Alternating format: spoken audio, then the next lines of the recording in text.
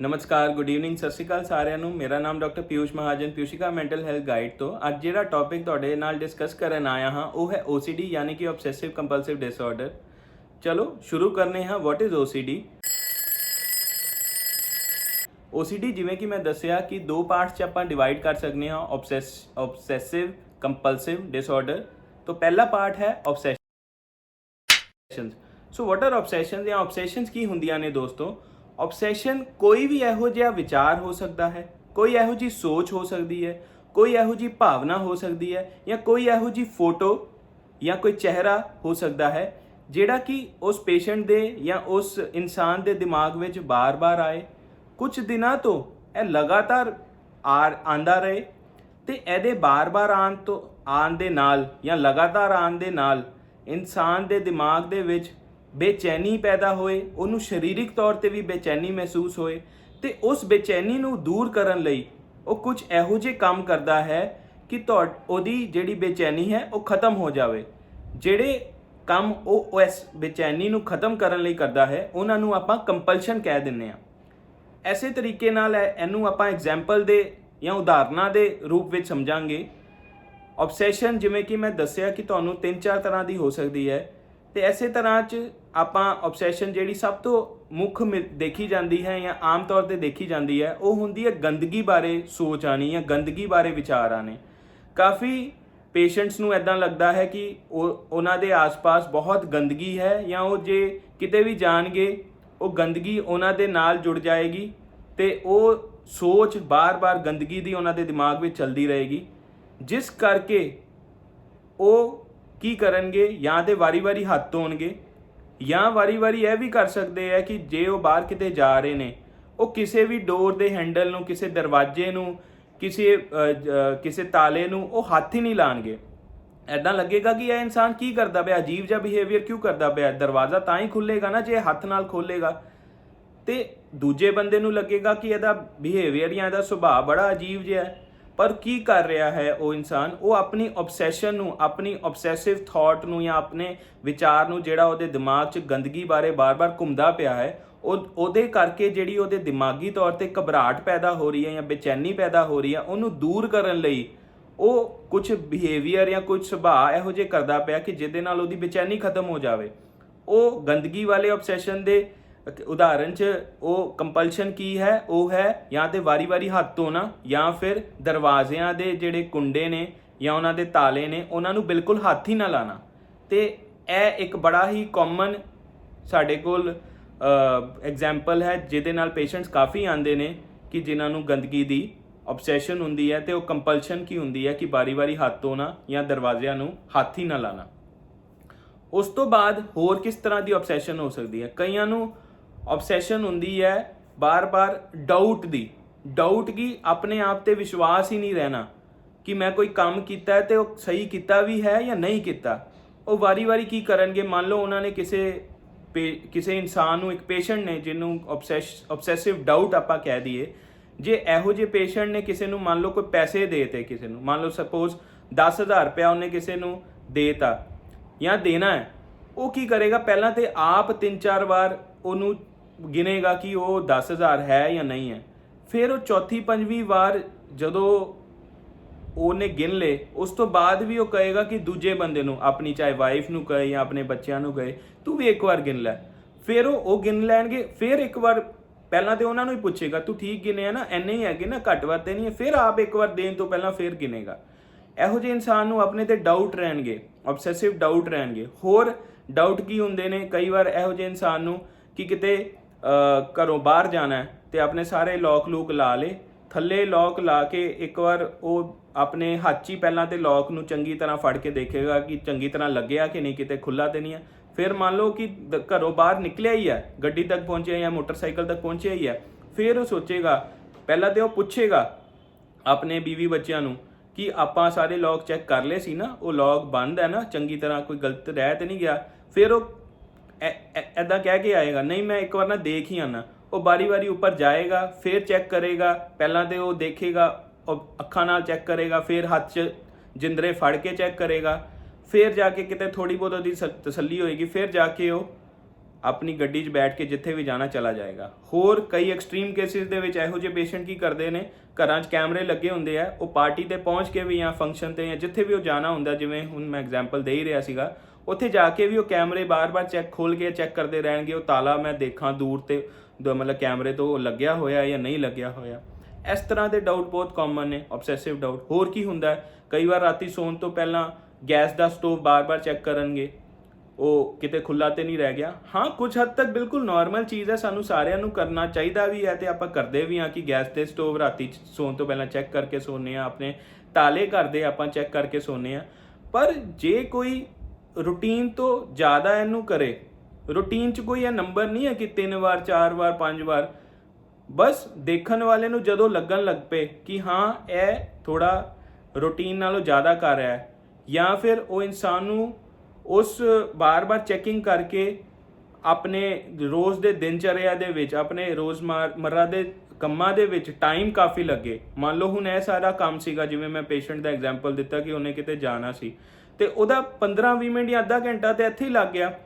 ਤੇ ਇਹੋ ਜੀ ਚੀਜ਼ ਜਦੋਂ ਹੋਣ ਲੱਗ ਪਏ, ਫਿਰ ਤੁਸੀਂ ਮੰਨ ਕੇ ਚੱਲੋ ਕਿ ਇਹ ਨਾਰਮਲ ਤੋਂ ਥੋੜਾ ਹਟ ਕੇ ਹੈ ਤੇ ਅਬ ਨਾਰਮਲ ਹੈ ਤੇ ਹੁਣ ਇਹਦਾ ਇਲਾਜ ਕਰਾਉਣਾ ਜ਼ਰੂਰੀ ਹੈ। ਤੇ ਇਹ ਹੁੰਦੇ ਨੇ ਆਬਸੈਸਿਵ ਡਾਊਟਸ, ਜਿਹੜੇ ਦਿਮਾਗ 'ਚ ਵਾਰੀ-ਵਾਰੀ ਆਣਗੇ। ਤੇ ਜਿਹੜਾ ਬਾਰ-ਬਾਰ ਚੈੱਕ ਕਰਦਾ ਹੈ ਉਹ ਕਿ ਤਾਲਾ ਮੈਂ ਚੈੱਕ ਕਰ ਆਵਾਂ, ਉਹ ਆਬਸੈਸਿਵ ਡਾਊਟਸ ਨੂੰ ਚੈੱਕ ਕਰਨ ਲਈ ਜਿਹੜਾ ਜੋ ਵੀ ਐਕਟ ਕਰਦਾ ਹੈ, ਉਹ ਐਂਜ਼ਾਈਟੀ ਖਤਮ ਕਰਨ ਲਈ ਉਹ ਕੰਪਲਸ਼ਨਸ ਨੇ।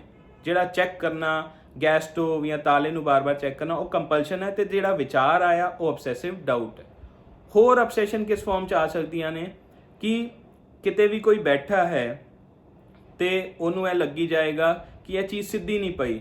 ਟੇਬਲ ਤੇ ਮੰਨ ਲਓ ਬੈਠਾ ਹੈ ਕਿ ਵਿੱਚ ਕੋਈ ਟੇਬਲ ਦੇ ਸੈਂਟਰ ਦੇ ਵਿੱਚ ਕੋਈ ਛੋਟਾ ਜਿਹਾ ਕੁਝ ਗਲਾਸ ਦਾ ਕੋਈ ਚੀਜ਼ ਪਈ ਹੈ, ਉਹ ਹੱਥਾਂ ਨਾਲ ਉਹਨੂੰ ਕਦੀ ਸਿੱਧਾ ਕਰੇਗਾ, ਪੁੱਠਾ ਕਰੇਗਾ ਕਿ ਉਹਨੂੰ ਲੱਗੇਗਾ ਇਹ ਸਿਮੈਟਰੀ ਨਹੀਂ ਹੈ ਇਹਦੀ। ਤੇ ਆਬਸੈਸ਼ਨ ਇਸ ਤਰ੍ਹਾਂ ਵੀ ਪ੍ਰੈਜ਼ੈਂਟ ਕਰ ਸਕਦੀ ਹੈ ਕਿ ਘਰਾਂ ਦੇ ਵਿੱਚ ਉਹਨੂੰ ਹਰ ਚੀਜ਼ ਪਰਫੈਕਸ਼ਨ ਨਾਲ ਚਾਹੀਦੀ ਹੈ, ਕਿ ਕੋਈ ਚੀਜ਼ ਰਾਈਟ ਤੋਂ ਲੈਫਟ ਨਾ ਹੋਏ, ਲੈਫਟ ਤੋਂ ਰਾਈਟ ਨਾ ਹੋਏ, ਸੀਟ 'ਚ ਰਹੇ, ਕੋਈ ਗੰਦ ਨਾ ਪਿਆ ਹੋਏ। ਤੇ ਇਹ ਵੀ ਇੱਕ ਤਰ੍ਹਾਂ ਦੀ ਸਿਮੈਟਰੀ ਦਾ ਆਬਸੈਸ਼ਨ ਹੁੰਦਾ ਹੈ।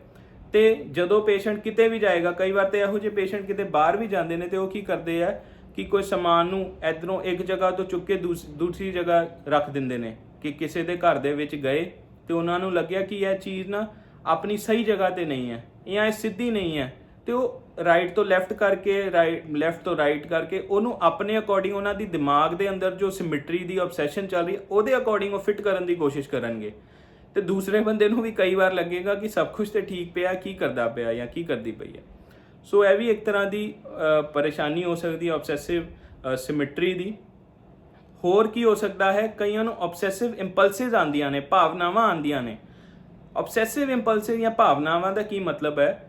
ਆਬਸੈਸਿਵ ਭਾਵਨਾਵਾਂ ਦੇ ਵਿੱਚ ਕਈ ਵਾਰ ਇਹੋ ਜਿਹੇ ਬੰਦੇ ਦੇ ਮਨ ਦੇ ਵਿੱਚ ਇਹੋ ਜਿਹੇ ਵਿਚਾਰ ਆ ਜਾਣਗੇ ਕਿ ਮੈਂ ਦੂਸਰੇ ਬੰਦੇ ਦਾ ਨੁਕਸਾਨ ਨਾ ਕਰ ਦੇਵਾਂ। ਕੀ ਹੋ ਸਕਦਾ ਉਹ ਕੌਫੀ ਪੀ ਰਹੇ ਹੋਣ ਜਾਂ ਚਾਹ ਪੀ ਰਹੇ ਹੋਣ ਗਰਮ, ਤੇ ਉਹਨਾਂ ਦੇ ਹੱਥ 'ਚ ਕੌਫੀ ਦਾ ਕੱਪ ਹੋਏ ਤੇ ਉਹਨਾਂ ਦੇ ਵਿਚਾਰ ਇੱਕਦਮ ਆ ਜਾਏ ਕਿ ਇਹ ਕੌਫੀ ਕਿਤੇ ਮੈਂ ਦੂਸਰੇ ਬੰਦੇ ਦੇ, ਜਿਹੜਾ ਮੇਰਾ ਨਾਲ ਬੈਠਾ, ਉਹਦੇ ਤੇ ਮੈਂ ਕਿਤੇ ਸੁੱਟ ਨਾ ਦੇਵਾਂ। ਤੇ ਉਹਨੂੰ ਬਾਰ-ਬਾਰ ਇਹ ਵਿਚਾਰ ਆਏਗਾ। ਹੋ ਸਕਦਾ ਹੈ ਉਹ ਇਸ ਵਿਚਾਰ ਨੂੰ ਕੰਟਰੋਲ ਕਰਨ ਲਈ ਜਾਂ ਇਸ ਵਿਚਾਰ ਦੇ ਕਰਕੇ ਉਹਦੇ ਦਿਮਾਗ 'ਚ ਜਿਹੜੀ ਐਂਜ਼ਾਈਟੀ ਜਾਂ ਘਬਰਾਹਟ ਪੈਦਾ ਹੋ ਰਹੀ ਹੈ ਉਹਨੂੰ ਉਹਤੇ ਥੋੜਾ ਕੰਟਰੋਲ ਕਰਨ ਲਈ ਹੋ ਸਕਦਾ ਉਹ ਚਾਹ ਛੱਡ ਕੇ ਜਾਂ ਕੌਫੀ ਛੱਡ ਕੇ ਕਿਤੇ ਹੋਰ ਥੋੜੀ ਦੇਰ ਲਈ ਚਲਾ ਜਾਵੇ, ਤੇ ਇਹਨੂੰ ਕਵਾਂਗੇ ਕੰਪਲਸ਼ਨ। ਹੋਰ ਕੀ ਹੋ ਸਕਦਾ ਇਹੋ ਜਿਹਾ ਆਬਸੈਸ਼ਨਲ ਇੰਪਲਸ ਜਾਂ ਇਹੋ ਜਿਹੀ ਆਬਸੈਸ਼ਨਲ ਭਾਵਨਾ 'ਚ? ਹੋਰ ਕੀ ਆ ਸਕਦਾ ਵਿਚਾਰ ਉਹਨੂੰ? ਕੀ ਹੋ ਸਕਦਾ ਹੈ ਪੇਸ਼ੈਂਟ ਗੱਡੀ ਚਲਾ ਰਿਹਾ ਹੋਏ, ਕਾਰ ਚਲਾ ਰਿਹਾ ਹੋਏ ਤੇ ਉਹਦੇ ਮਨ 'ਚ ਜਾਂ ਇਹੋ ਜਿਹਾ ਵਿਚਾਰ ਆਏ ਕਿ ਕਿਤੇ ਮੈਂ ਗੱਡੀ ਦੂਸਰੇ ਬੰਦੇ ਨੂੰ, ਜਿਹੜਾ ਮੇਰੇ ਅੱਗੇ ਸਕੂਟਰ ਤੇ ਜਾ ਰਿਹਾ, ਉਹਨੂੰ ਮੈਂ ਮਾਰ ਦੇਵਾਂ ਜਾਂ ਮਾਰ ਨਾ ਦੇਵਾਂ।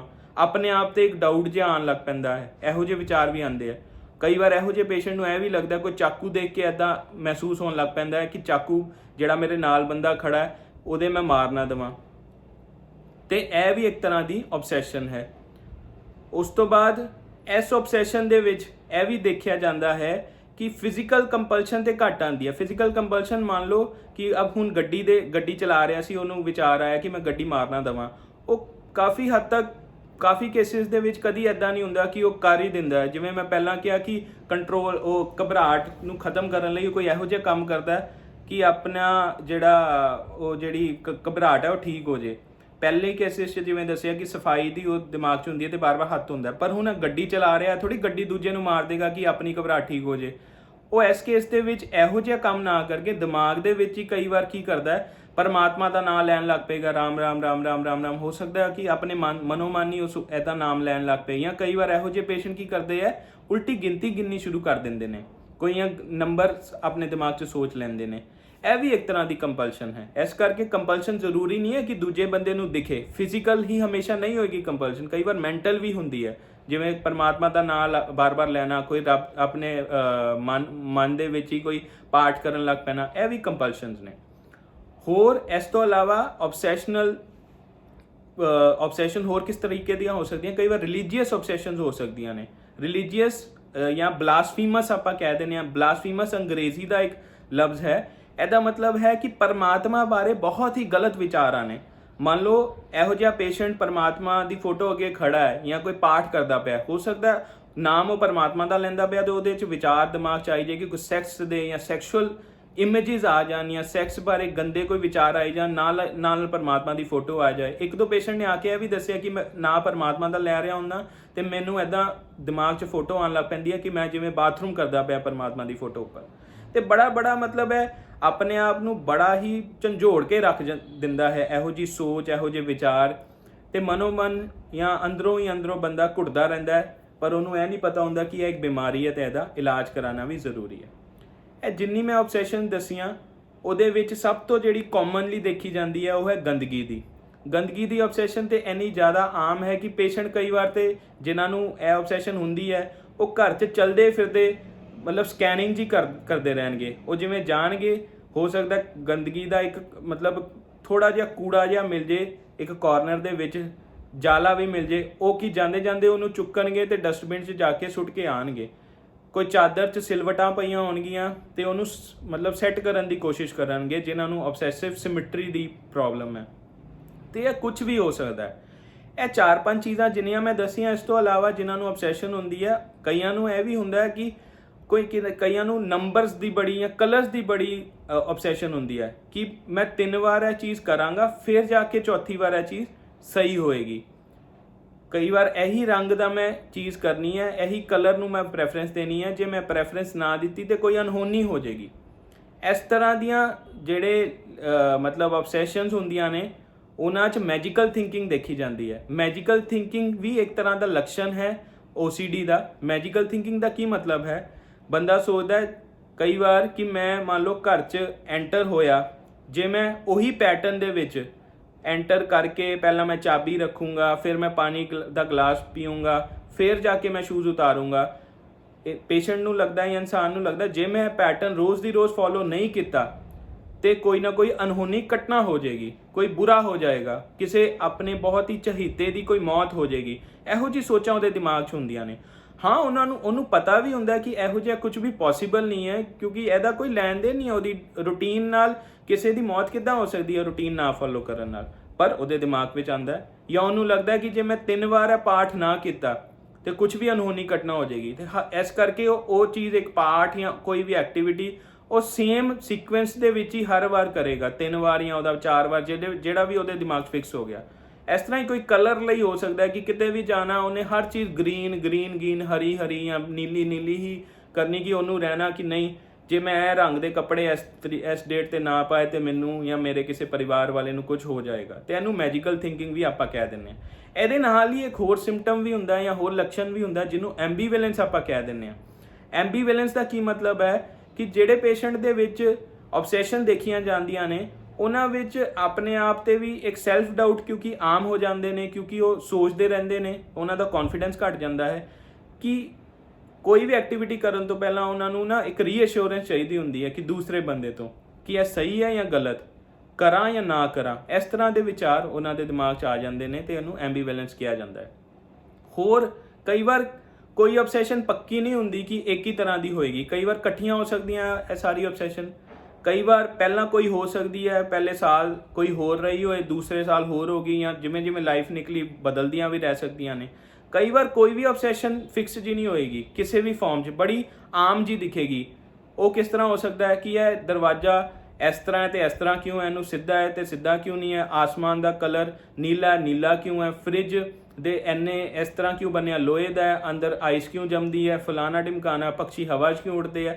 ਕੁਝ ਵੀ ਵਿਚਾਰ ਉਹਨਾਂ ਦੇ ਦਿਮਾਗ 'ਚ ਇਸ ਤਰ੍ਹਾਂ ਮਤਲਬ ਬੇਫਾਲਤੂ ਵਿਚਾਰ ਚੱਲਦੇ ਰਹਿਣਗੇ ਤੇ ਉਹ ਕਹਿਣਗੇ ਕਾਫੀ ਦੇਰ ਤੋਂ ਇਸ ਤਰ੍ਹਾਂ ਹੈ ਕਿ ਮੈਂ ਸੋਚਦਾ ਰਹਿਣਾ ਇਹ ਚੀਜ਼ ਇੱਦਾਂ ਹੈ, ਉਹ ਚੀਜ਼ ਉੱਦਾਂ ਕਿਉਂ ਹੈ ਤੇ ਕਿਉਂ ਨਹੀਂ ਹੈ। ਤੇ ਇਹ ਚੀਜ਼ ਮੇਰੀ ਕਾਫੀ ਸਾਲਾਂ ਤੋਂ ਬਾਰ-ਬਾਰ ਲਗਾਤਾਰ ਚੱਲਦੀ ਪਈ ਹੈ ਤੇ ਜਦੋਂ ਵੀ ਇਹ ਥਾਟਸ ਇਹੋ ਜਿਹੇ ਆਉਂਦੇ ਆ, ਸੋਚ ਆਉਂਦੀ ਹੈ ਤੇ ਮੈਨੂੰ ਕਾਫੀ ਘਬਰਾਹਟ ਹੁੰਦੀ ਹੈ ਤੇ ਉਹ ਘਬਰਾਹਟ ਨੂੰ ਖਤਮ ਕਰਨ ਲਈ ਜਾਂ ਉਹ ਬੇਚੈਨੀ ਨੂੰ ਖਤਮ ਲਈ ਮੈਂ ਕੁਝ ਚੀਜ਼ਾਂ ਕਰਨਾ ਜਿਨ੍ਹਾਂ ਨੂੰ ਆਪਾਂ ਕੰਪਲਸ਼ਨ ਕਹਿ ਦਿੰਦੇ ਹਾਂ। ਤੇ ਇਹ ਸੀ ਦੋਸਤੋ ਆਬਸੈਸ਼ਨ ਤੇ ਕੰਪਲਸ਼ਨ ਬਾਰੇ ਜਾਣਕਾਰੀ। ਹੁਣ ਆਪਾਂ ਅੱਗੇ ਚੱਲਨੇ ਆ ਕਿ ਆਬਸੈਸਿਵ ਕੰਪਲਸਿਵ ਡਿਸਆਰਡਰ ਕਦੋਂ ਕਵਾਂਗੇ। ਆਬਸੈਸਿਵ ਕੰਪਲਸਿਵ ਡਿਸਆਰਡਰ ਆਪਾਂ ਉਦੋਂ ਕਹਿਣਾ ਹੈ ਜਦੋਂ OCD 'ਚ ਦੋਨੋਂ ਚੀਜ਼ਾਂ ਮਿਲਣ ਸਾਨੂੰ, ਆਬਸੈਸ਼ਨਸ ਵੀ ਕੰਪਲਸ਼ਨਸ ਵੀ, ਉਹਨਾਂ ਦਾ ਕ੍ਰਾਈਟੇਰੀਆ ਫੁੱਲਫਿਲ ਹੋਏ ਜਿਵੇਂ ਕਿ ਮੈਂ ਲੱਛਣ ਦੱਸੇ ਆ ਤੇ ਉਹ ਲੱਛਣ ਉਸ ਬੰਦੇ ਨੂੰ ਕਾਫੀ ਪਰੇਸ਼ਾਨ ਕਰਦੇ ਹੋਏ ਨੇ ਤਾਂ ਆਪਾਂ ਉਹਨੂੰ OCD ਕਹਿ ਦੇਣਾ ਹੈ। OCD ਦੇ ਵਿੱਚ ਆਪਾਂ ਅੱਗੇ ਗੱਲ ਕਰੀਏ ਤੇ OCD ਦਾ ਕੀ ਕਾਰਨ ਹੈ। OCD ਦਾ ਕਾਰਨ ਬਾਇਓਲੋਜੀਕਲ ਹੋ ਸਕਦਾ ਹੈ। ਬਾਇਓਲੋਜੀਕਲ ਮਤਲਬ ਪਰਮਾਤਮਾ ਵੱਲੋਂ ਅੰਦਰ ਹੀ ਕੁਝ ਦਿਮਾਗ ਦੇ ਵਿੱਚ ਇਹੋ ਜਿਹੇ ਸਰਕਿਟਸ 'ਚ ਪ੍ਰੋਬਲਮ ਹੈ। ਇੱਕ ਜਿਹੜਾ ਕਾਮਨਲੀ ਜਿਹੜਾ ਸਰਕਿਟ ਹੁੰਦਾ ਬ੍ਰੇਨ ਦਾ ਇਲੈਕਟ੍ਰੀਕਲ ਸਰਕਿਟ ਹੁੰਦਾ ਉਹਨੂੰ ਕੋਰਟਿਕੋ ਸਟ੍ਰਾਟੋ ਥੈਲਮੋ ਟਰੈਕਟ ਕਹਿ ਦਿੰਦੇ ਆ, CSTC ਟਰੈਕਟ ਜਾਂ CSTC ਲੂਪ ਕਹਿੰਦੇ ਆ। ਉਹਦੇ 'ਚ ਥੋੜੀ ਪ੍ਰੋਬਲਮਸ ਹੁੰਦੀਆਂ ਨੇ ਤੇ ਬਾਇਓਲੋਜੀਕਲ ਕਾਰਨ ਇਹ ਹੁੰਦਾ ਹੈ। ਦੂਸਰਾ ਜੈਨੇਟਿਕ ਕਾਰਨ ਕਿ ਸਾਡੇ ਪਰਿਵਾਰ 'ਚੋਂ ਪਿੱਛੋਂ ਮਿਲਿਆ, ਸਾਡੇ ਜੀਨਸ ਇਹੋ ਜਿਹੇ ਕੁਝ ਹੈਗੇ ਨੇ। ਤੀਸਰਾ ਕਾਰਨ ਹੋ ਸਕਦਾ ਹੈ এনवायरमेंटल ਜਾਂ ਡਿਵੈਲਪਮੈਂਟਲ ਕਾਰਨ ਕੀ ਹੁੰਦਾ ਹੈ ਕਿ ਸਾਨੂੰ ਜਦੋਂ ਅਸੀਂ ਵੱਡੇ ਹੋ ਰਹੇ ਸੀ ਸਾਡੇ ਮਾਪਿਓ ਨੇ ਕੁਝ ਇਹੋ ਜਿਹੀਆਂ ਚੀਜ਼ਾਂ ਅਸੀਂ ਮਾਪਿਓ ਦੀਆਂ ਦੇਖੀਆਂ ਜਾਂ ਮਾਪਿਓ ਨੇ ਸਾਨੂੰ ਇਸ ਤਰ੍ਹਾਂ ਗਾਈਡ ਕੀਤਾ ਕਿ ਸਾਡੇ ਵਿੱਚ ਆਬਸੈਸ਼ਨਸ ਡਿਵੈਲਪ ਹੋ ਗਈਆਂ ਤੇ ਇਹ ਕੁਝ ਕਾਰਨ ਨੇ। ਹੁਣ ਕਾਰਨਾਂ ਤੋਂ ਬਾਅਦ ਇਹਦੇ ਰਿਸਕ ਫੈਕਟਰ ਕੀ ਹੈ। OCD ਕਦੋਂ ਸਾਨੂੰ ਪਰੇਸ਼ਾਨੀ ਦੇ ਸਕਦਾ ਹੈ? ਜਦੋਂ ਕੋਈ ਸਾਡੀ ਲਾਈਫ ਦੇ ਵਿੱਚ ਕੋਈ ਸਟ੍ਰੈਸ ਆਏ, ਕੋਈ ਮੰਨ ਲਓ ਕਿ ਕਿਸੇ ਨੂੰ ਕੋਈ ਫਾਈਨੈਂਸ਼ੀਅਲ ਲਾਸ ਹੋ ਗਿਆ, ਕਿਸੇ ਆਪਣੇ ਬਹੁਤ ਚਹੀਤੇ ਦੀ ਡੈਥ ਹੋ ਗਈ, ਉਦੋਂ ਹੋ ਸਕਦਾ ਹੈ ਕਿ ਬੰਦੇ ਨੂੰ ਪਤਾ ਲੱਗੇ ਕਿ ਮੈਨੂੰ OCD ਹੈ ਕਿਉਂਕਿ ਉਸ ਟਾਈਮ ਉਹਦੇ OCD ਦੇ ਲੱਛਣ ਬਹੁਤ ਜ਼ਿਆਦਾ ਵੱਧ ਜਾਣਗੇ। ਜਦੋਂ ਵੀ ਸਟ੍ਰੈਸ ਆਏਗਾ ਉਹਦੇ ਜੇ ਲੱਛਣ ਪਹਿਲਾਂ ਆਮ ਜੇ ਸੀਗੇ ਉਹ ਥੋੜੇ ਬਹੁਤ ਲੱਛਣਾਂ ਨਾਲ ਆਪਣੀ ਜ਼ਿੰਦਗੀ ਚਲਾ ਰਿਹਾ ਸੀ, ਕੰਮਕਾਰ ਕਰ ਰਿਹਾ ਸੀ, ਪਰ ਸਟ੍ਰੈਸ ਆਉਣ ਦੇ ਉਹਦੇ ਲੱਛਣ ਬਹੁਤ ਜ਼ਿਆਦਾ ਵੱਧ ਜਾਣਗੇ ਤੇ ਉਸ ਟਾਈਮ ਲਈ ਉਹਨੂੰ ਪ੍ਰੋਪਰ OCD ਦੀ ਪ੍ਰੋਬਲਮ ਹੋਏਗੀ ਤੇ ਉਹਦਾ ਇਲਾਜ ਕਰਾਉਣਾ ਬਹੁਤ ਜ਼ਰੂਰੀ ਹੋ ਜਾਏਗਾ। ਹੋਰ ਰਿਸਕ ਫੈਕਟਰ ਹੋ ਸਕਦੇ ਹੈ ਕਿ ਕੋਈ ਹੋਰ ਸਾਈਕੈਟਰੀ ਪ੍ਰੋਬਲਮ ਉਸ ਇਨਸਾਨ ਨੂੰ ਹੈਗੀ ਹੈ ਤੇ ਉਹਦੇ ਕਰਕੇ ਵੀ OCD ਹੋਣ ਦੇ ਜਿਹੜੇ ਚਾਂਸ ਹੈ ਉਹ ਵੱਧ ਸਕਦੇ ਨੇ। ਉਸ ਤੋਂ ਬਾਅਦ OCD ਦੀ ਕੰਪਲਿਕੇਸ਼ਨਸ ਕੀ ਹੋ ਸਕਦੀਆਂ ਨੇ ਜਾਂ OCD ਕਰਕੇ ਕੀ ਪਰੇਸ਼ਾਨੀਆਂ ਆ ਸਕਦੀਆਂ ਨੇ ਅੱਗੇ ਜਾ ਕੇ ਲਾਈਫ ਦੇ ਵਿੱਚ ਜੇ ਉਹਦਾ ਇਲਾਜ ਨਾ ਕਰਾਇਆ ਜਾਏ। ਦੇਖੋ OCD ਦਾ ਮੈਂ ਜਿਵੇਂ ਦੱਸਿਆ ਕਿ ਆਬਸੈਸ਼ਨ ਦੇ ਕੰਪਲਸ਼ਨ ਇਹੋ ਜਿਹੀ ਚੀਜ਼ਾਂ ਨੇ ਕਿ ਜਿਹੜੀ ਦਿਮਾਗ 'ਚ ਚਲਦੀਆਂ ਰਹਿੰਦੀਆਂ ਨੇ ਤੇ ਉਹਦੇ ਕਰਕੇ ਇਨਸਾਨ ਦਾ ਬਹੁਤ ਜ਼ਿਆਦਾ ਵਕਤ ਸਮਾਂ ਬਰਬਾਦ ਹੋ ਜਾਂਦਾ ਹੈ। ਜੇ 24 ਘੰਟੇ ਇੱਕ ਦਿਨ ਦੇ ਵਿੱਚ ਇਨਸਾਨ ਕੋਲ ਹੈਗੇ ਨੇ, 12 ਘੰਟੇ ਉਹ 6-7 ਘੰਟੇ ਉਹ ਸੋ ਕੇ ਨਿਕਾਲਦਾ ਹੈ, ਰਹਿ ਗਏ 16-17 ਘੰਟੇ, ਬਾਕੀ ਜਿਵੇਂ 3-4 ਘੰਟੇ ਆਪਾਂ ਹੋਰ ਘਟਾ ਲਈਏ ਬਾਕੀ ਕੰਮਾਂ ਕਾਰਾਂ ਦੇ ਵਿੱਚ ਤੇ 12 ਘੰਟਿਆਂ ਵਿੱਚੋਂ ਜਿਹੜੇ ਬਚੇ ਕੁਚੇ ਹੈ, ਜੇ 3-4 ਘੰਟੇ ਉਹਦੇ ਇਹੀ ਸੋਚਾਂ ਦੇ ਵਿੱਚ ਇਹੀ ਕਰਨ ਦੇ ਵਿੱਚ ਨਿਕਲ ਜਾਣ ਤੇ ਇਹਦਾ ਮਤਲਬ ਉਹਨੂੰ ਕਾਫੀ ਦਿੱਕਤ ਆ ਰਹੀ ਹੈ। ਹੌਲੀ ਹੌਲੀ ਕੀ ਹੋਏਗਾ, ਇਹ ਦਿੱਕਤ ਕਰਕੇ ਟਾਈਮ ਵੇਸਟੇਜ ਕਰਕੇ ਉਹਨੂੰ ਆਪਣੇ ਕੰਮ ਦੇ ਵਿੱਚ ਪ੍ਰੋਬਲਮ ਆਏਗੀ, ਕੰਮ ਨੂੰ ਬਹੁਤ ਸਮਾਂ ਲਾਏਗਾ, ਨਹਾਉਣ ਨੂੰ, ਆਫਿਸ ਦੇ ਵਿੱਚ ਆਫਿਸ ਦਾ ਕੰਮ ਕੰਪਲੀਟ ਕਰਨ ਨੂੰ, ਆਫਿਸ ਦੇ ਕੰਮ ਦੇ ਵਿੱਚ ਉਹ ਵਾਰੀ ਕੀ ਕਰੇਗਾ, ਆਪਣੇ ਕੰਪਿਊਟਰ ਤੇ ਕੋਈ ਫਾਈਲ ਹੈ ਉਹਨੂੰ 4 ਵਾਰ ਚੈੱਕ ਕਰੇਗਾ, ਦੂਜਿਆਂ ਨੂੰ ਵੀ ਚੈੱਕ ਕਰਾਏਗਾ, ਫਿਰ ਵੀ ਤਸੱਲੀ ਨਹੀਂ ਮਹਿਸੂਸ ਕਰੇਗਾ। ਇਸ ਕਰਕੇ ਉਹਦਾ ਜੋ ਵੀ ਅਸਾਈਨਮੈਂਟ ਹੈ ਬਹੁਤ ਡਿਲੇ ਹੁੰਦੀਆਂ ਜਾਣਗੀਆਂ। ਆਪਣੀ ਵੀ ਉਹ ਰੂਟੀਨ ਨੂੰ ਬੜਾ ਸਟ੍ਰਿਕਟਲੀ ਫੋਲੋ ਕਰਨ ਦੀ ਕੋਸ਼ਿਸ਼ ਕਰੇਗਾ ਕਿ ਹਾਂ ਜੇ ਸਵੇਰੇ ਇਸ ਟਾਈਮ ਮੈਂ ਖਾਣਾ ਹੈ, ਐਸੇ ਟਾਈਮ ਖਾਣਾ, ਅੱਗੇ ਪਿੱਛੇ ਨਹੀਂ ਹੋਣਾ, ਦੁਪਹਿਰ ਦੀ ਵੀ ਰਾਤ ਦੀ ਵੀ। ਤੇ ਇਸ ਕਰਕੇ ਕਦੀ ਕੋਈ ਘਰ 'ਚ ਅੱਗੇ ਪਿੱਛੇ ਹੋ ਜਾਏ, ਕੋਈ ਰੂਟੀਨ ਖਰਾਬ ਹੋ ਜਾਏ, ਕੋਈ ਕਿਤੇ ਜਾਣਾ ਪਏ, ਉਹ ਬਹੁਤ ਜ਼ਿਆਦਾ ਗੁੱਸਾ ਕਰੇਗਾ। ਇਸ ਕਰਕੇ ਰਿਲੇਸ਼ਨਸ਼ਿਪਸ ਵੀ ਪ੍ਰੋਬਲਮ ਆਉਣ ਲੱਗ ਪਏਗੀ। ਹੌਲੀ ਹੌਲੀ ਕਈ ਵਾਰ ਸੋਚਾਂ ਇੰਨੀ ਜ਼ਿਆਦਾ ਵੱਧ ਜਾਂਦੀਆਂ ਨੇ ਕਿ ਉਹਦੀ ਨੀਂਦ ਵੀ ਖਰਾਬ ਹੋਣ ਲੱਗ ਪੈਂਦੀ ਹੈ, ਇਨਸੋਮਨੀਆ ਦੀ ਪ੍ਰੋਬਲਮ ਆ ਸਕਦੀ ਹੈ। ਹੌਲੀ ਹੌਲੀ ਇਹ ਚੀਜ਼ਾਂ ਕਰਕੇ ਜਦੋਂ ਇਨਸਾਨ ਨੂੰ ਲੱਗੇਗਾ ਕਿ ਉਹਨੂੰ ਕੀ ਹੋ ਰਿਹਾ, ਉਹ ਇੰਨਾ ਜ਼ਿਆਦਾ ਕਿਉਂ ਸੋਚਦਾ ਹੈ, ਤੇ ਉਹਦੇ ਕਾਮਨਲੀ ਹੈਡੇਕ ਦੇਖਿਆ ਜਾਂਦਾ। ਸਿਰ ਦਰਦ ਬਹੁਤ ਹੀ ਆਮ ਲੱਛਣ ਹੈ ਜਿਹੜਾ OCD ਦੇ ਮਰੀਜ਼ਾਂ ਦੇ ਵਿੱਚ ਦੇਖਿਆ ਜਾਂਦਾ ਹੈ ਤੇ ਉਹ ਸਿਰ ਦਰਦ ਨੂੰ ਬੜੀ ਹੀ ਵਾਰ ਕਈ ਡਾਕਟਰ ਉਹਨੂੰ ਮਾਈਗ੍ਰੇਨ ਦੇ ਫਾਰਮ ਵਿੱਚ ਉਹਨੂੰ ਡਾਇਗਨੋਸ ਕਰਕੇ ਟ੍ਰੀਟਮੈਂਟ ਗਲਤ ਸਾਈਡ ਲੈ ਜਾਂਦੇ ਨੇ ਪਰ ਜਦ ਕਿ ਆਪਾਂ ਜਦੋਂ ਹਿਸਟਰੀ ਲੈਂਦੇ ਆ ਕਿ ਉਹ ਸਿਰ ਦਰਦ ਦਾ ਕਾਰਨ ਜਿਹੜਾ ਹੈ ਉਹ OCD ਹੁੰਦਾ ਹੈ। ਤੇ ਸਿਰ ਦਰਦ ਵੀ ਇੱਕ ਕਾਰਨ ਟੈਂਸ਼ਨ ਹੈਡੇਕ ਬਣ ਸਕਦਾ ਹੈ। ਹਾਂ, ਕਈ ਵਾਰ ਮਾਈਗ੍ਰੇਨ ਹੈਡੇਕ ਵੀ ਹੋ ਸਕਦੀ ਹੈ, ਪਰ ਮਾਈਗ੍ਰੇਨ ਹੈਡੇਕ ਲਈ ਅਲੱਗ ਲੱਛਣ ਹੁੰਦੇ ਨੇ। ਉਸ ਤੋਂ ਇਲਾਵਾ ਜੇ OCD ਨੂੰ ਹੋਰ ਵੀ ਟਰੀਟ ਨਾ ਕੀਤਾ ਜਾਏ ਤੇ ਡਿਪਰੈਸ਼ਨ ਹੋ ਸਕਦੀ ਹੈ। ਡਿਪਰੈਸ਼ਨ ਦਾ ਇਲਾਜ ਫਿਰ ਹੋਰ ਤਰੀਕੇ ਨਾਲ ਹੋਏਗਾ। ਕਈ ਪੇਸ਼ੈਂਟਸ ਨਸ਼ਾ ਲੈਣਾ ਸ਼ੁਰੂ ਕਰਦੇ ਨੇ ਕਿਉਂਕਿ ਉਹਨਾਂ ਨੂੰ ਲੱਗਦਾ ਹੈ ਕਿ ਉਹ ਗੋਲੀ ਇੱਕ ਦੋ ਵਾਰ ਖਾਣਗੇ ਕੋਈ ਨਸ਼ੇ ਵਾਲੀ ਜਾਂ ਸ਼ਰਾਬ ਪੀਣਗੇ ਤੇ ਉਹਨਾਂ ਦੀ ਸੋਚਾਂ ਜਿਹੜੀਆਂ ਠੀਕ ਹੋਣ ਲੱਗ ਪੈਂਦੀਆਂ ਨੇ। ਕੁਝ ਸਮੇਂ ਲਈ ਉਹਨਾਂ ਨੂੰ ਠੀਕ ਲੱਗਦਾ, ਪਰ ਉਹਨਾਂ ਨੂੰ ਹੌਲੀ ਹੌਲੀ ਜਦੋਂ, ਕਿਉਂਕਿ ਉਹ ਸੋਚ ਕਰਨ ਲਈ ਹਮੇਸ਼ਾ ਨਸ਼ੇ ਦਾ ਸਹਾਰਾ ਲੈਣਗੇ ਤੇ ਹੌਲੀ ਹੌਲੀ ਕੀ ਹੋਏਗਾ, ਉਹ ਸੋਚਾਂ ਨੂੰ ਠੀਕ ਕਰਦੇ ਕਰਦੇ ਨਸ਼ੇ ਦੀ ਐਡਿਕਸ਼ਨ ਦੇ ਵਿੱਚ ਪੈ ਜਾਣਗੇ ਤੇ ਉਹਨਾਂ ਨੂੰ ਨਸ਼ੇ ਦੀ ਪ੍ਰੋਬਲਮ ਹੋ ਜਾਏਗੀ। ਤੇ OCD ਇਸ ਕਰਕੇ ਬਹੁਤ ਹੀ ਆਪਣੇ ਆਪ 'ਚ ਇੱਕ ਭਿਆਨਕ ਖਰਾਬ ਬਿਮਾਰੀ ਹੈ। ਜੇ ਇਹਦਾ ਇਲਾਜ ਨਾ ਕਰਾਇਆ ਜਾਏ ਕੋਈ ਵੀ ਰੂਪ ਲੈ ਸਕਦੀ ਹੈ। ਉਸ ਤੋਂ ਬਾਅਦ ਮੈਂ ਇੱਥੇ ਇਹ ਵੀ ਮੈਂਸ਼ਨ ਕਰਨਾ ਚਾਹੂੰਗਾ ਕਿ ਕਈ ਲੋਕਾਂ ਨੂੰ ਕੁਝ ਨਾਰਮਲ ਪਰਫੈਕਸ਼ਨਿਸਟ ਟ੍ਰੇਟਸ ਵੀ ਹੁੰਦੀਆਂ ਨੇ। ਮਤਲਬ ਕਈਆਂ ਦੇ ਕੁਝ ਸੁਭਾਵਿਕ ਤੌਰ ਤੇ ਹੀ ਕਈ ਵਾਰ ਕੁਝ ਲੋਕ ਇਹੋ ਜਿਹੇ ਹੁੰਦੇ ਨੇ ਸ਼ੁਰੂ ਤੋਂ, ਪਰ ਹਾਂ ਉਹਨਾਂ ਨੂੰ ਕੋਈ ਪਰੇਸ਼ਾਨੀ ਨਹੀਂ ਆਉਂਦੀ ਆਪਣਾ ਕੰਮਕਾਰ ਕਰਨ ਦੇ ਵਿੱਚ। ਉਹਨਾਂ ਨੂੰ ਕਹਿੰਦੇ ਨੇ ਆਬਸੈਸਿਵ ਕੰਪਲਸਿਵ ਪਰਸਨੈਲਿਟੀਜ਼। ਉਹ ਸ਼ੁਰੂ ਤੋਂ ਇਹੋ ਜਿਹੇ ਹੁੰਦੇ ਨੇ, ਜਦੋਂ ਤੋਂ ਮਤਲਬ 16-17 ਸਾਲ ਦੀ ਉਮਰ ਦੇ ਵਿੱਚ ਉਹ ਡਿਸਿਪਲਿਨਡ ਹੁੰਦੇ ਨੇ, ਬੜਾ ਕੁਝ ਫੋਲੋ ਕਰਦੇ ਨੇ, ਪਰ ਆਪਣਾ ਸਾਰਾ ਕੰਮ ਉਹ ਟਾਈਮ ਤੇ ਕਰਦੇ ਨੇ। OCD ਆਪਾਂ ਉਦੋਂ ਤੱਕ ਨਹੀਂ ਕਹਿਣਾ ਜਦੋਂ ਤੱਕ ਕੋਈ ਉਹਨਾਂ ਦੀ ਲਾਈਫ ਦੇ ਵਿੱਚ ਪ੍ਰੋਬਲਮ ਨਾ ਸ਼ੁਰੂ ਹੋ ਜਾਏ। ਉਹ ਕੰਮ ਦੇ ਵਿੱਚ ਆਪਣਾ ਟਾਈਮ ਜੇ ਉਹਨਾਂ ਦਾ ਡਿਲੇ ਹੋਣਾ ਸ਼ੁਰੂ ਹੋ ਜਾਂਦਾ, ਉਹਨਾਂ ਨੂੰ ਆਪਣੇ ਰਿਲੇਸ਼ਨਸ਼ਿਪ 'ਚ ਪ੍ਰੋਬਲਮ ਆਉਣੀ ਸ਼ੁਰੂ ਹੋ ਜਾਂਦੀ ਹੈ, ਨੀਂਦ ਦੀ ਪ੍ਰੋਬਲਮ ਆਉਣੀ ਸ਼ੁਰੂ ਹੋ ਜਾਂਦੀ ਹੈ, ਮੂਡ ਦੀ ਪ੍ਰੋਬਲਮ ਆਉਣੀ ਸ਼ੁਰੂ ਹੋ ਜਾਂਦੀ ਹੈ, ਖਿਝਪਨ ਆਉਣਾ ਸ਼ੁਰੂ ਹੋ ਜਾਂਦਾ, ਤਾਂ ਆਪਾਂ ਉਹਨੂੰ OCD ਕਹਿਣਾ ਹੈ। ਤੇ OCD ਦੀ ਜੇ ਆਪਾਂ ਗੱਲ ਕਰੀਏ ਹੋਰ ਵੀ ਕਿ ਕਿਸ ਇਨਸਾਨ ਨੂੰ ਹੋ ਸਕਦਾ ਹੈ, ਮੇਲ ਫੀਮੇਲ ਦੋਨਾਂ ਨੂੰ ਹੋ ਸਕਦਾ ਹੈ। ਇਹਦੇ 'ਚ ਕੋਈ ਨਹੀਂ ਹੈ ਕਿ ਕੋਈ ਜਨਾਨੀਆਂ ਨੂੰ ਨਹੀਂ ਹੁੰਦਾ ਜਾਂ ਬੰਦਿਆਂ ਨੂੰ, ਕਿਸੇ ਨੂੰ ਵੀ ਹੋ ਸਕਦਾ ਹੈ। ਬੁਢਾਪੇ 'ਚ ਬਚਪਨ 'ਚ ਦੋਨਾਂ 'ਚ ਹੋ ਸਕਦਾ ਹੈ। ਬਚਪਨ ਤੋਂ ਹੀ ਆਪਾਂ ਦੇਖਦੇ ਹਾਂ ਕਈ ਵਾਰ ਪੇਸ਼ੈਂਟ 16-17 ਸਾਲ ਦੀ ਉਮਰ ਦੇ ਵਿੱਚ ਵੀ ਆਉਂਦੇ ਨੇ, ਕਈ ਵਾਰ 70-70 ਸਾਲ ਤੱਕ ਵੀ ਦੇਖੇ ਜਾਂਦੇ ਨੇ। ਉਸ ਤੋਂ ਬਾਅਦ OCD ਦੇ ਆਪਾਂ ਇੱਕ ਹੋਰ ਜੇ ਗੱਲ ਕਰੀਏ, ਕਈ ਵਾਰ ਸਕਿਜ਼ੋਫਰੇਨੀਆ ਦੀ ਸ਼ੁਰੂਆਤ। ਸਕਿਜ਼ੋਫਰੇਨੀਆ ਇੱਕ ਦਿਮਾਗੀ ਬਿਮਾਰੀ ਹੈ ਜਿਹਦਾ ਮੈਂ ਪਹਿਲਾਂ ਵੀ ਵੀਡੀਓ 'ਚ ਡਿਸਕ੍ਰਿਪਸ਼ਨ ਕੀਤਾ ਸੀਗਾ। ਉਹਦੀ ਸਟਾਰਟਿੰਗ ਹੀ OCD ਨਾਲ ਹੁੰਦੀ ਹੈ, ਉਹਨੂੰ ਸਕਿਜ਼ੋ ਆਬਸੈਸਿਵ ਕਹਿ ਦਿੰਦੇ ਆ। ਉਹ ਵੀ ਇੱਕ ਬੜਾ ਹੀ ਮਤਲਬ ਇੰਪੋਰਟੈਂਟ ਚੀਜ਼ ਹੈ, ਸਾਨੂੰ ਪਤਾ ਹੋਣਾ ਚਾਹੀਦਾ। ਤੇ ਇਹ ਸੀਗਾ ਕਿ OCD ਬਾਰੇ ਕਿ ਕਿਸ ਏਜ ਗਰੁੱਪ ਸ਼ੁਰੂ ਹੁੰਦਾ ਹੈ, ਕੀ ਇਹਦੇ ਕਾਰਨ ਹੁੰਦੇ ਨੇ, ਕਿਸ ਤਰ੍ਹਾਂ ਇਹਦੀ ਕੰਪਲਿਕੇਸ਼ਨ ਹੋ ਸਕਦੀ ਹੈ। ਹੁਣ ਗੱਲ ਕਰੀਏ ਇਹਦੇ ਇਲਾਜ ਦੀ। ਤੇ ਇਲਾਜ ਦੀ ਜੇ ਆਪਾਂ ਗੱਲ ਕਰੀਏ, ਇਲਾਜ ਪਹਿਲੀ ਗੱਲ ਤੇ ਸਿਰਫ ਔਰ ਸਿਰਫ ਸਾਈਕੈਟਰਿਸਟ ਇੱਕ ਇਹੋ ਜਿਹਾ ਇਨਸਾਨ ਹੈ ਜੋ ਕਿ OCD ਨੂੰ ਟਰੀਟ ਕਰ ਸਕਦਾ ਹੈ। ਸਾਈਕੈਟਰਿਸਟ ਕੋਲ ਕੀ ਆਪਸ਼ਨ ਹੈ? ਸਾਈਕੈਟਰਿਸਟ ਕੋਲ ਪਹਿਲਾ ਆਪਸ਼ਨ ਹੁੰਦਾ ਹੈ ਇਲਾਜ ਕਰਨ ਲਈ ਦਵਾਈਆਂ, ਜਿਨ੍ਹਾਂ ਨੂੰ ਆਪਾਂ ਆਮ ਤੌਰ ਤੇ SSRIs ਕਹਿ ਦਿੰਦੇ ਹਾਂ। ਦਵਾਈਆਂ ਬਾਰੇ ਮੈਂ ਹਮੇਸ਼ਾ ਕਹਿੰਦਾ ਕਿ ਮੈਂ ਵੀਡੀਓ 'ਚ ਕਦੀ ਵੀ ਇਹੋ ਜਿਹੀ ਜਾਣਕਾਰੀ ਦੇਣ ਦਾ ਇੰਨਾ ਮਤਲਬ ਇਸ ਪੋਜੀਸ਼ਨ 'ਚ ਨਹੀਂ ਹੈ ਕਿ ਤੁਹਾਨੂੰ ਦਵਾਈਆਂ ਬਾਰੇ ਸਮਝਾ ਪਾਵਾਂ ਇੰਨੀ ਛੋਟੀ ਵੀਡੀਓ ਦੇ ਵਿੱਚ। ਤੇ ਦਵਾਈਆਂ ਦੇਣੀਆਂ ਪੈਂਦੀਆਂ ਨੇ ਸਾਨੂੰ, ਉਸ ਫੇਸ ਤੇ ਦੇਣੀਆਂ, ਉਸ ਟਾਈਮ ਤੇ ਦੇਣੀਆਂ ਜਦੋਂ ਸਾਨੂੰ ਲੱਗੇ ਕਿ ਪੇਸ਼ੈਂਟ ਨੂੰ ਇੰਨੀ ਪ੍ਰੋਬਲਮ ਹੈ ਕਿ ਉਹ ਆਪਣਾ ਸਾਰੀ ਰੂਟੀਨ ਉਹਦੀ ਅਪਸੈਟ ਹੋ ਰਹੀ ਹੈ, ਡਿਲੇਡ ਹੋ ਰਹੀ ਹੈ, ਰਿਲੇਸ਼ਨਸ਼ਿਪ 'ਚ ਪ੍ਰੋਬਲਮ ਆ ਰਹੀ ਹੈ, ਐਟਸੈਟਰਾ। ਦਵਾਈਆਂ ਦੇ ਕੇ ਜਦੋਂ ਲੱਗੇ ਕਿ ਹੁਣ ਪੇਸ਼ੈਂਟ ਥੋੜਾ ਜਿਹਾ ਬੈਟਰ ਹੋ ਗਿਆ, ਉਹਦੀ ਨੀਂਦ ਬੈਟਰ ਹੋ ਗਈ, ਉਹਦਾ ਮੂਡ ਬੈਟਰ ਹੋ ਗਿਆ, ਉਹਦਾ ਬਿਹੇਵੀਅਰ ਬੈਟਰ ਹੋ ਗਿਆ, ਉਸ ਟਾਈਮ ਤੇ ਆਪਾਂ ਉਹਨੂੰ ਸਾਈਕੋਲੋਜਿਸਟ ਕੋਲ ਵੀ ਭੇਜਨੇ ਆ ਤਾਂ ਕਿ ਉਹ ਆਪਣੀ CBT ਸਟਾਰਟ ਕਰਾਏ, ਕੋਗਨੀਟਿਵ ਬਿਹੇਵੀਅਰ ਥੈਰੇਪੀ, ਜਿਹੜੀ ਕਿ OCD ਨੂੰ ਪ੍ਰੀਵੈਂਟ ਕਰਦੀ ਹੈ ਬਾਰ-ਬਾਰ ਹੋਣ ਤੋਂ, ਜਾਂ ਅੱਗੇ ਲਈ ਉਹਦੀ ਲੌਂਗ ਟਰਮ ਹੈਲਪ ਕਰਦੀ ਹੈ। ਅਕਿਊਟ ਫੇਸ ਦੇ ਵਿੱਚ ਜਦੋਂ ਪੇਸ਼ੈਂਟ ਨੂੰ ਪ੍ਰੋਬਲਮ ਹੁੰਦੀ ਹੈ ਉਸ ਟਾਈਮ ਦਵਾਈਆਂ ਦੇਣੀਆਂ, ਸੈਟਲ ਕਰਨਾ ਹੈ। ਮਹੀਨੇ ਕੁ ਦੇ ਵਿੱਚ ਆਪਾਂ ਜਦੋਂ ਲੱਗਣਾ ਹੁਣ ਸੈਟਲ ਹੋ ਗਿਆ, ਫਿਰ ਆਪਾਂ ਪੇਸ਼ੈਂਟ ਨੂੰ ਸਾਈਕੋਲੋਜਿਸਟ ਕੋਲ ਵੀ ਭੇਜਨੇ ਆ। ਪਰ ਹਾਂ, ਦਵਾਈਆਂ ਜੇ ਕੋਈ ਪੁੱਛੇ ਕਿੰਨੀ ਦੇਰ ਚੱਲਦੀ ਹੈ, ਘੱਟ ਤੋਂ ਘੱਟ 6 ਮਹੀਨੇ ਤੋਂ ਸਾਲ। ਇਹਦਾ ਡਿਊਰੇਸ਼ਨ ਅਸੀਂ ਕੰਪਲੀਟ ਨਾ ਕਰੀਏ ਤੇ ਪੇਸ਼ੈਂਟ ਸਫਰ ਕਰਦੇ ਰਹਿੰਦੇ ਨੇ। ਇਹ ਦੇਖਿਆ ਗਿਆ ਹੈ ਸਟੱਡੀਜ਼ ਦੇ ਵਿੱਚ ਕਿ ਜੇ ਆਪਾਂ ਇਹ ਦਵਾਈਆਂ ਦੀ ਡਿਊਰੇਸ਼ਨ ਇੰਨੀ ਰੱਖਨੇ ਆ ਤੇ ਅੱਗੇ OCD ਹੋਣ ਦੇ ਚਾਂਸ ਕਾਫੀ ਘਟ ਜਾਂਦੇ ਨੇ। ਹੁਣ ਸਾਈਕੋਲੋਜੀ ਤੇ ਜੇ ਗੱਲ ਕਰੀਏ, ਸਾਈਕੋਲੋਜਿਸਟ ਜੀ ਦੀ ਗੱਲ ਕਰੀਏ ਤੇ ਉਹਦੇ ਵਿੱਚ ਕੀ ਹੋ ਸਕਦਾ ਹੈ। ਇੱਕ ਹੁੰਦੀ ਹੈ CBT, ਕੋਗਨੀਟਿਵ ਬਿਹੇਵੀਅਰ ਥੈਰੇਪੀ। ਉਹ ਅਲੱਗ-ਅਲੱਗ ਫਾਰਮ 'ਚ ਦਿੱਤੀ ਜਾਂਦੀ ਹੈ। ਸਭ ਤੋਂ ਕਾਮਨ ਫਾਰਮ ਹੈ ERT, exposure and response prevention, ERP ਕਹਿ ਦਿੰਦੇ।